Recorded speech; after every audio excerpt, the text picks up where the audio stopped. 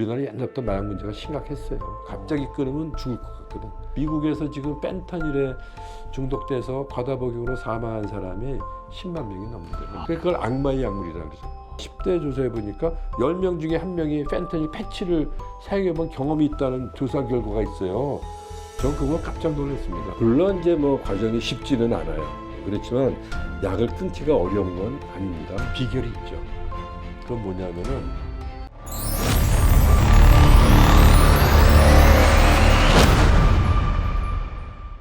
대한민국 마약 예방 관리 치료의 1% 우리 마약관리센터의 조성남 원장님 모셨습니다. 네, 안녕하세요. 반갑습니다. 네, 반갑습니다. 원장님 소개 말씀 좀 부탁드릴게요. 저는 정신건강의학과 전문이고요. 전문 분야는 정신과 중에서도 법정신의학, 그러니까 이제 범죄와 법과 관련된 정신의학을 시작을 했고요. 거기서 마약류 중독자를 만나게 되면서 지금은 이제 마약류 중독 전문 치료 전문가가 됐습니다.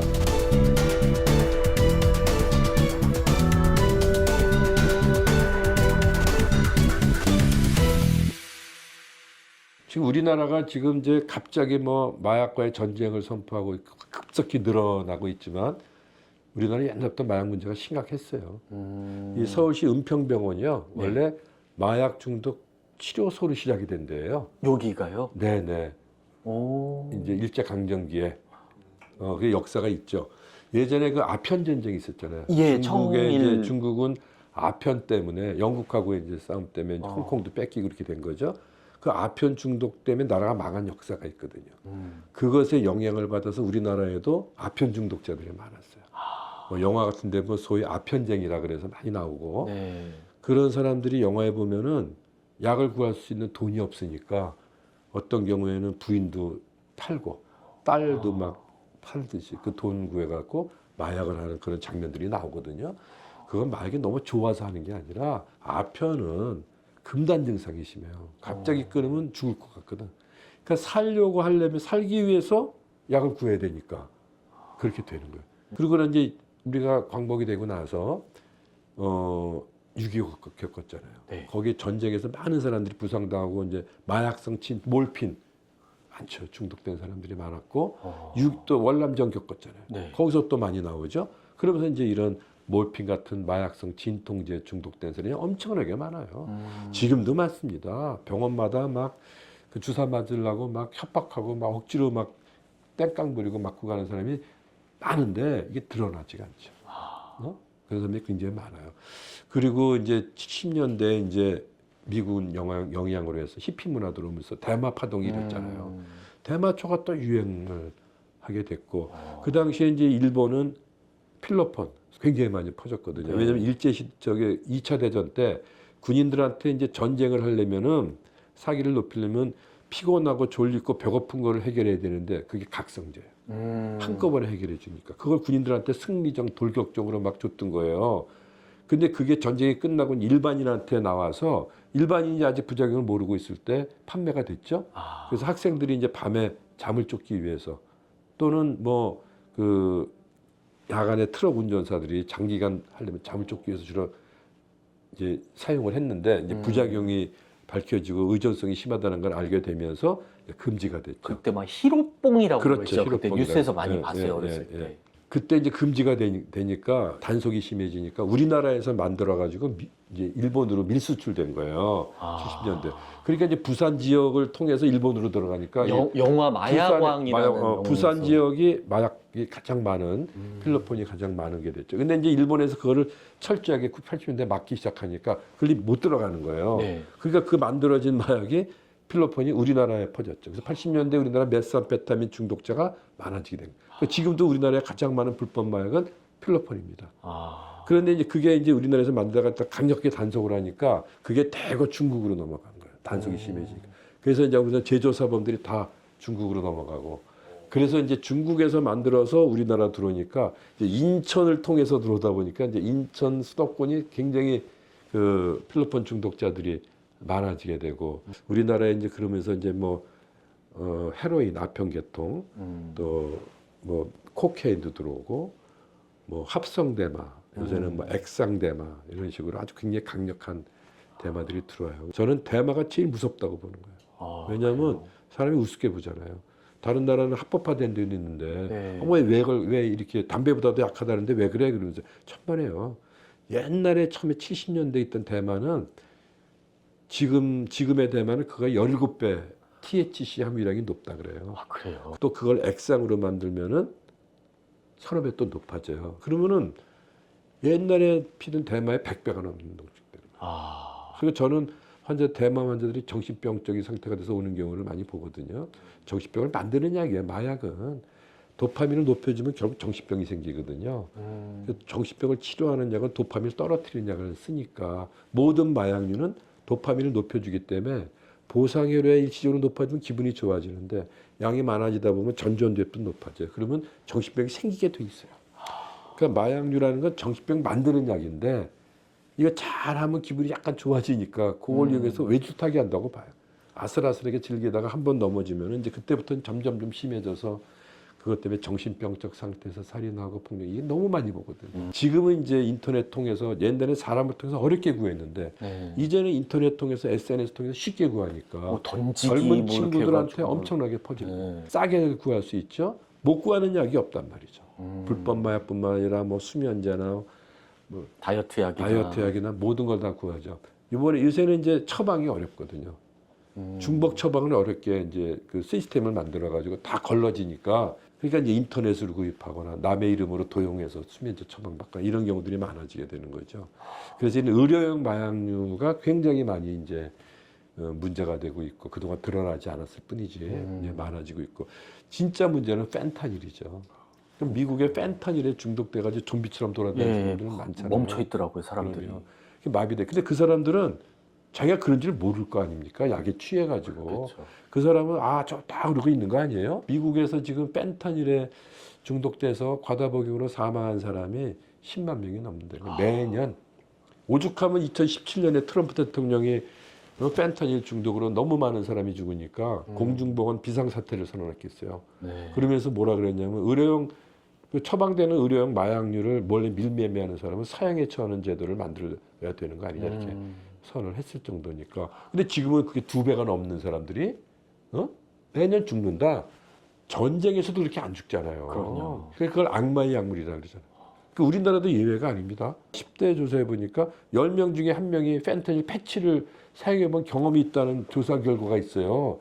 전 그거 깜짝 놀랐습니다. 아니, 그건 처방받지 않으면 구하기도 그렇죠. 힘든 처방받아서 거잖아요. 하는 거죠. 정말 심각한 상황에서만 처방해 주는 거 아니에요? 그렇죠. 그런데 그런 걸 처방받을 수 있다는 건 문제가 있다는 얘기고 그런 거를 좀 의료용 마약류 처방하는 사람들이 의사들 아닙니까? 의사 면허가 있으면 누구나 처방할 수 있으니까 그 의사들은 마약류 중독에 대한 교육을 좀 꼭 받아야 된다. 그 의료용 마약류는 꼭 필요한 환자 아니면은 쓰면 안 되는 약이에요. 그렇기 때문에 관리도 잘해야 돼. 사실 뭐 저희는 마약하고 뭐 상관없는 삶을 살아온 줄 알았더니 우리나라 역사를 보더라도 마약이 늘 있었고 그 마약의 종류가 변화한 거고 또 펜타닐이라는 또 무서운 마약이 또 우리나라에 퍼질 수도 있다라는 좀 경각심을 갖게 되는 것 같아요. 그래요. 어. 사람들이 그건 다 중독은 남의 문제고 아무리 뭐 펜타닐에 중독 좀비처럼 다녀도 아니 그건 남의 얘기고 나는 예외야 이렇게 생각하는 게 문제예요. 네. 그 사람들도 다 한 번으로 시작한 사람이거든. 그렇게 될 줄 알고 했겠어요? 그 한 번의 경험이 정말 그게 인생을 많죠. 망가뜨릴 수 있는 나의 뇌와 생각을 망가뜨릴 수 있는 거라는 걸 많은 분들이 좀 아셨으면 좋겠네요. 네. 네, 정말 대단하신 게 네. 사실은 은퇴하고 이제 편안한 삶을 또 사실 수도 네. 있는데 이제 마약 중독 치료를 위해서 지금도 계속 노력을 하고 계시는 거잖아요. 특별한 이유가 있을까요? 뭐 제가 아는 게 그거밖에 없으니까. 아니 좀 이제 쉬셔도 되잖아요. 네. 수십 년 동안 의사 생활 하셨는데. 근데 마약류 중독자를 치료하는 의사도 별로 없고요. 할 수 있는 병원도 별로 없습니다. 그러면 마약류 중독자를 이제 관리하실 수 있는 의사분이 우리나라에 몇 분 정도나? 지금 뭐 손가락 안에 꼽죠. 병원도 몇 군데밖에 없어요. 전문 병동을 따로 운영한 데는 작년에 만들어진 경기도 도립정신병원 한 10병상, 국립부곡병원밖에 없습니다. 뭐 다른 병원은 그냥 정신과 병동에 다른 알코올 환자나 뭐 정신과 환자를 같이 이제 수용해서 치료하는 그런 식이 돼서 전문적인 프로그램 만들기도 좀 어려움이 있죠. 대한민국의 이제 마약 관련해서 예방 치료의 1%다 보니까 네. 정말 많은 일들을 하셔야 될 것 같아요. 혹시 그런 짐들이 좀 부담스럽거나 힘들거나 그러진 않으셨어요? 글쎄 뭐 부담되거나 뭐 힘들지 않다 그러면 거짓말이겠죠. 근데 그런 힘든 것보다도 뭐 보람도 많이 느끼고 재밌습니다. 일단 그러니까 재밌으니까 계속 할 수 있었죠. 재미없으면 못했죠. 근데 어떤 재미냐면은 환자들이 회복되는 재미를 느끼고 있고 또 환자들이 잘 따라요. 아, 그래요? 예, 이제 사람들은 마약 중독자 뭐 마약 사본 그러면 굉장히 무섭고 네. 두려워하는 존재로 보는데 그 중독이라는 질병을 앓고 있는 환자죠. 어려움이 있는 다른 환자들처럼 여러 가지 어려움을 겪고 있는 사람들이기 때문에 치료적 도움이 필요하거든요. 근데 치료적 도움을 받을 수 있는 곳이 별로 없어요. 그러니까 네. 저한테 많이 오게 되고 또 저한테서 이렇게 꾸준히 치료받고 그러니까 고마움을 느끼는지 다른 사람 말은 안 들어도 제 말은 잘 듣고 잘 따르고 그러니까 그런 거 볼 때 많이 이제 힘이 되고 그렇죠. 그리고 또 우리 중독 회복이 돼서 또 다른 중독자를 치료하는 일을 하고 또 재활시키는 일을 많이 해요. 회복자들이. 거기서 큰 보람을 느끼죠. 사실 저희 같은 일반 사람들은 마약 중독이다 하면 되게 막연하게 뭐 끊기가 힘들다라고만 생각하고 있는데 그 과정이 많이 힘들죠. 물론 이제 뭐 과정이 쉽지는 않아요. 그렇지만 약을 끊기가 어려운 건 아닙니다. 단약을 한다는 거 어떤 비결이 있을까? 비결이 있죠. 그건 뭐냐면은 참는 게 아닙니다. 네. 우리 환자들한테 이제 약을 어떻게 끊어야 되냐 그러면 참아야죠. 뭐 참는 건 의미가 없어요. 그래요? 참는다는 건 뭐예요? 좋은 거라는 전제하에 참는 거 아닙니까? 네. 좋은 건데 하고는 싶은데 하면 안 되니까 참아야지. 참다 시간이 지나면 더 이상 못 참겠어. 딱 한 번만.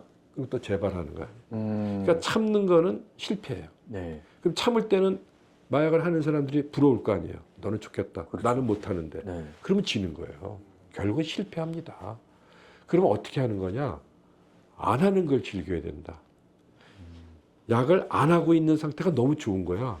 네. 끊고 나서 너무 좋아. 어디 가도 떳떳하고 맑은 정신에 지낼 수 있고, 그죠? 좋은 점이 한두 가지가 아니죠. 어? 그거를 생각하면은 안 할수록 좋은 거를 많이 느끼게 되면은 시간이 지날수록 점점 힘이 커지죠. 그러면은 아무리 꼬셔도 이제 안 넘어가지. 그게 내성인 거네요. 그렇죠. 그게 나의 힘이 되는 거예요. 그러니까 거꾸로 생각해라. 안 하는 게, 이제 못 하는 게 아니라 안 하는 거다. 이제 우리 환자들도 그래요. 어떤 경우에는 이건 마약인데 어떻게 끊습니까? 이거 못 끊어요. 그래요. 근데 그런 사람들 얘기 잘 들어보면은 그 사람들은 마약을 끊은 사람들을 본 적이 별로 없는 거예요. 교도소 가면 맨날 마약서만 보죠. 재발. 병원 가도 재발한 사람들 보죠. 주변에 맨날 마약하는 사람만 있으니까 회복한 사람을 잘 못 보는 거예요. 회복한 사람들은 안 나타나잖아요. 회복한 사람들이 마약하는 사람들하고 다시 만날 이유가 없죠. 안 나타나니까, 안 보이니까 그렇지.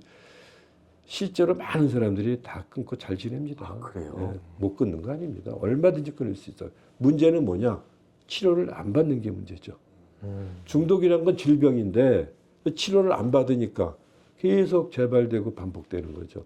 치료를 제대로 받으면 다 예방할 수 있고 재발을 얼마든지 회복할 수 있어요. 그러니까 중독의 문제는 뭐냐면 본인이 중독이라는 걸 인정을 안 하는 게 특징이에요. 알코올 중독도 그렇죠. 도박도 그렇죠. 게임 중독도 그렇죠. 마약 중독도 그렇죠. 본인들은 아니래요. 남들이 볼 때는 문제가 있는데도. 그게 중독의 문제예요, 그게. 그래서 스스로 치료를 안 받는 게 문제예요. 그래서 대부분은 강제 치료를 시작할 수밖에 없어요. 근데 스스로 치료받으러 가는 사람은 어떤 사람들이냐면 처음에는 강제로 치료받다가 그래서 이제 자기가 중독이라는 걸 인정하고 그래서 그 다음에 자기가 스스로 치료받으러 가는 사람들이 대부분이지 처음부터 느껴가지고 스스로 가는 사람은 거의 없습니다. 근데 마지막에 오는 사람들도 있어요. 스스로 오는 사람들. 그 사람은 언제냐면 너무 늦게 오는 거죠. 모든 걸 다 잃은 다음에 그때 후회를 하고 이럴 줄 알았으면 진작 내가 치료받을 걸 그리고 이제 암으로 치면 이제 말기 암이 된 다음에 그때 치료받으러 오는 경우예요. 그러니까 그런 경우는 너무 늦잖아요. 그래서 가능한 한 빠른 시기에 빨리 치료하면 좋은데 중독은 스스로 치료를 안 받는 게 문제라 이제 뭐 가족이나 뭐 법에 의해서 강제로 치료하게 할 때가 어떻게 보면 가장 빠른 시기일 수도 있어요.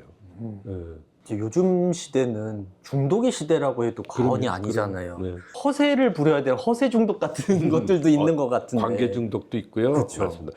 그래서 중독이라는 거를 정의를 하면 어떻게 할 수 있느냐 하면은 문제가 발생하는데도 반복하게 되면은 그건 중독입니다.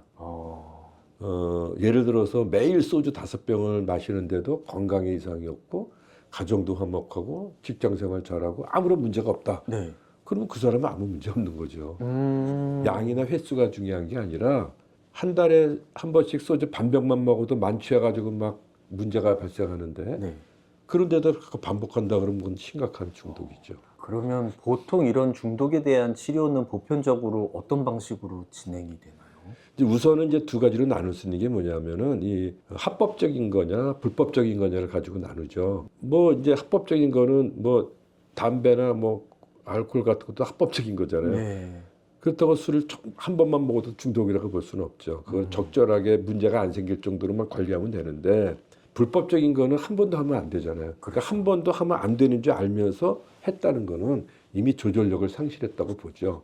그래서 한 번을 해도 이미 중독이 된다고 보는 거예요. 아. 이제 우리가 중독이라 그러면 맨날 그 말기 중독만 생각해요. 네. 암도 말기 암만 암이 아니잖아요. 네. 중독도 마찬가지예요. 모든 질병은 초기에 시작해서 말기까지 진행이 되는 거기 때문에 중독은 한 번으로 시작했다가 이게 반복이 되면서 점점점 말기까지 가는 거죠. 그러니까 빨리 발견해서 빨리 치료하면 빨리 좋아지는 건데 이게 시기를 놓친단 말이죠. 스스로 치료를 안 받으니까. 근데 그 한 번이 얼마나 무서운지를 모르는 거죠. 나도 모르게 한 번 시작하는데 한 번 해봤더니 그 기억이 살아남아가지고 그것 때문에 자꾸 재발이 되고 반복이 되는 거거든요. 그래서 중독은 재발하지 않도록 관리하는 만성 질환입니다. 그래서 우리가 당뇨나 고혈압 같은 경우도 관리를 철저히 잘하면은 오히려 일반인보다 건강하게 살 수 있다는 이야기도 있잖아요. 네. 뭐 그 사람들은 다이어트 신경 쓰고 항상 운동하고 병원에 자주 가서 체크받으니까 빨리 문제가 생겨도 빨리 발견이 되고 빨리 치료될 거 아닙니까? 조건은 얼마나 철저히 관리하느냐에 따라 달려있듯이 이 중독이란 것도 재발하지 않도록 관리하는 건데 관리를 철저히 잘하면요. 오히려 일반인보다 훨씬 나은 삶을 살 수 있는 거예요. 예를 들어서.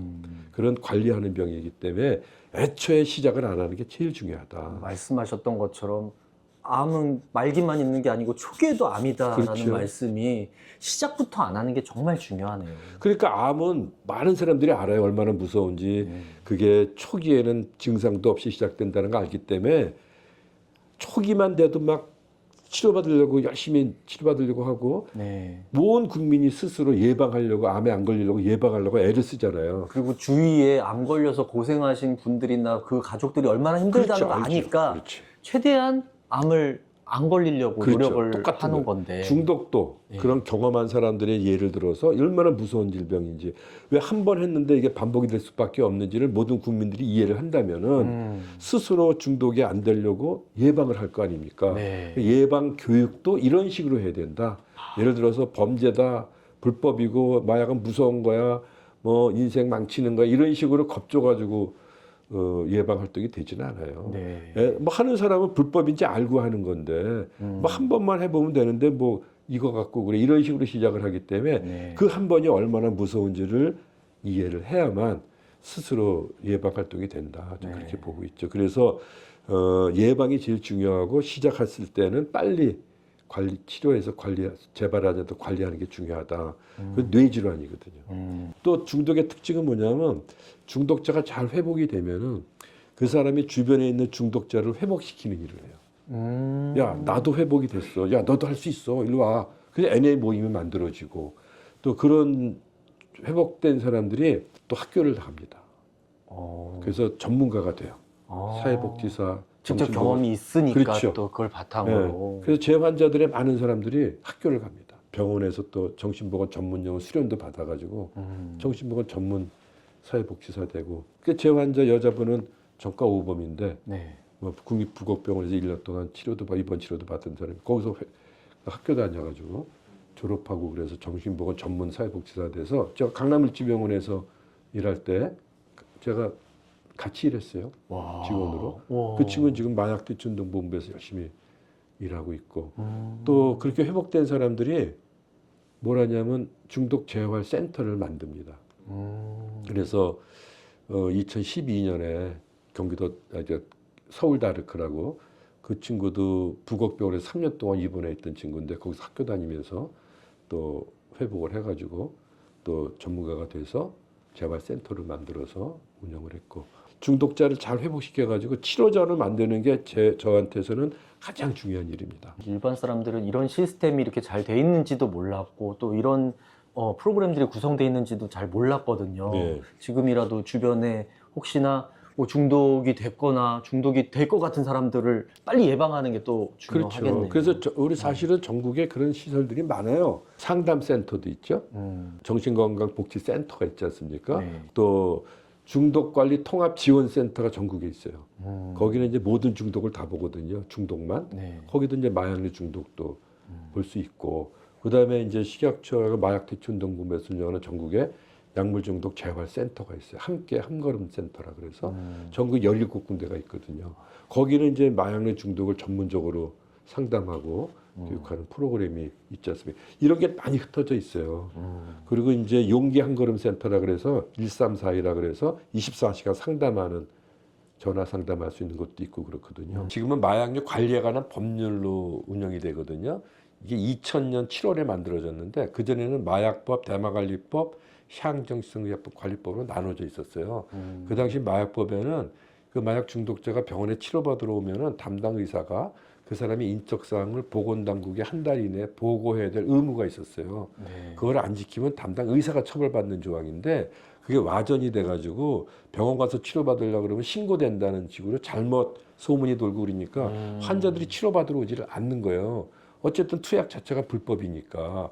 그래서 그 조항을 2000년에 마약류 관리에 관한 법률로 통합하면서 없애버렸거든요. 그러니까 벌써 이미 25년 전부터 어느 병원에 가서 치료받아도 의료보험 혜택 다 받을 수 있고 비밀 보장이 됩니다. 무서워할 필요가 없다. 그것 때문에 노출이 돼서 조사나거나 하는 건 없다. 또 치료 보호 제도가 있기 때문에 치료 보호 지정병원이 있거든요. 31군데. 그런 데 가서 하면은 치료비도 국가에서 무료로 해줍니다. 비밀 보장하에. 요거를 꼭 아셨으면 그러니까 두려움 없이 치료 받으시라. 이런 얘기 꼭 한번 하고 싶어요. 명실상부하게 대한민국의 마약 중독에 관련해서는 정말 우리 원장님이 정말 넘버원 1%신데 네. 예, 원장님 얘기로 돌아와서 네네. 처음에 어떻게 의사가 되어야겠다라는 생각을 하시게 됐는지 궁금해요. 원장님의 이제 인생이. 네. 그렇지만 제가 고등학교 다니면서 이제 누나 친구분이 네. 저보다 4년 위인데 저 고등학교 선배님이 있어요. 그 사람이 이제 연대의대를 다녔는데 과외도 하고 저한테 그래서 그때 이제 알게 된 형인데 그 형이 이제 의과대학 다니고 그러니까 이제 모델링을 해서 저도 이제 의과대학 가고 싶다는 생각이 들었고 그 형이 또 정신과에 뭐 소위 뭐 정신과에 미친 사람 그러면 그 형을 꼽았대요 학교에서도. 그럴 때 그러니까 그 형의 역할을 좀 영향을 좀 많이 받아서 정신과 해야 되겠다 그랬는데 근데 그 형은 또 결국은 또 내과를 하더라고 나중에. 아니 원장님을 정신과로 이끌어 주시고 본인은 내과를 가신 거예요? 예, 예. 그래서 하여튼 제가 이제 전문의 마치고 이 중독을 할 거는 꿈에도 몰랐죠. 근데 네. 이제 군의관으로 이제 제대한 후에 치료감호소가 처음 생긴 거거든요. 그러니까 87년 11월 말에 치료감호소가 개청이 됐는데 저는 그 다음 88년 5월에 제대하자마자 그걸 간 거예요. 그리고 법정신의학이라는 분야가 전무했거든요. 우리나라에 사는 사람. 근데 다른 분야는 정신과에서는 다른 사람들이 많이 이미 하고 있으니까 그 뒤따라가야 되는 건데 여기는 내가 선구자가 될 수 있다는 생각이 들어서 그래서 이제 뭐 박봉이지만 공무원 생활을 하기 시작을 했고 그래서 이제 여기 와서 생활하면서 마약류 환자들 보게 되면서 저는 재밌더라고요. 그 당시에 처음에는 이 치료감 쓰는 사람들은 단순 투약자가 아니라 마약을 해서 정신병이 생겨갖고 그것 때문에 살인을 하거나 폭력을 행사한 범죄 저지른 사람들이거든요. 그러니까 이제 사람들이 볼 때 무섭죠. 옛날에 마약하는 사람은 다 조폭이나 뭐 깡패들 같이는 뭐 이런 사람들이나 일부 유흥업소나 이런 뭐 일부 사람들이 생각을 했는데 지금은 일반화됐지만 저는 아주 평범하고 아주 순한 사람이거든요. 좀 어떻게 보면 범생이 체질인데 극과 극이 통하는 것 같아요. 그래서 저는 그런 사람 만나는 게 이렇게 뭐 어렵지 않다고 생각이 들었어요. 너무 무서웠을 것 같아요, 처음에는. 저는 그런 게 안 들었어요. 그리고 제가 이렇게 좀 성의껏 진심으로 이렇게 대하니까 사람들이 알더라고요, 그거를. 그래서 다른 사람 몰라도 제 말은 잘 듣게 되고. 사실 원장님이 이렇게 일도 좋아하시고 보람도 많이 느끼시지만 힘드셨던 부분도 굉장히 많았을 것 같아요. 네. 가장 힘들었을 때가 언제였는지. 이제 뭐 우리 환자들 자살하고 뭐 죽고 병들어 죽고 뭐 그런 경우들이겠죠. 이렇게 치료하다가 자살하시는 분들도 많이 봤죠. 저도 제 환자들 많이 자살했죠. 그럴 때는 좀 진짜로 왜냐면 정성 들여서 이렇게 치료를 하는 중인데 그런 안타까운 일이 생기면 마음이 많이 아프실 것 같아요. 그렇죠. 이제 자살하게 되는 거는 이제 치료를 꾸준히 이제 받으면은 그런 일은 없을 텐데 치료받다가 또 중단하고 또 이런 식이 자꾸 반복되면서 이제 좌절감 생기고 그러니까 그 중독자의 20-30%가 결국은 자살로 끝난다. 그렇게 이제 보고 있거든요.